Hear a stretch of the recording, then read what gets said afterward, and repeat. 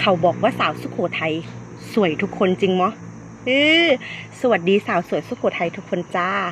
สาวลาวต้นจันสวยลาววันสุดพันละนา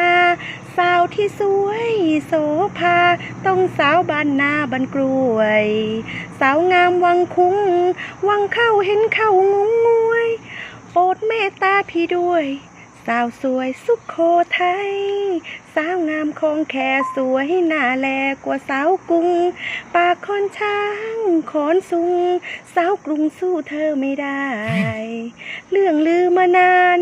บ้านซ่านก็งามบาดใจวังลึกวังไฟไหม้หน้าคุณไก่ล้วนงามสำรวยเมืองเก่าของเราก็สวยไม่น้อยบ้านด่านล้านห้อยยดย้อยไม่แพ้บ้านกล้วยตะโนดทุ่งหลวงสามพวงล้วนแต่สาวสวยน้องตะโชดนั้นด้วยเธอสวยซึ้งใจ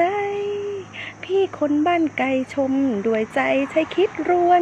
สาวตานเตี้ยหน้านวลบ้านสวนกระดงแม่ไม้บ้านหลุมโฉมยงบ้านกุ้งน้องตะแบกบ้านบอนไผ่วันหน้าจะมาเวียงใหม่สุโขทัยมากมาย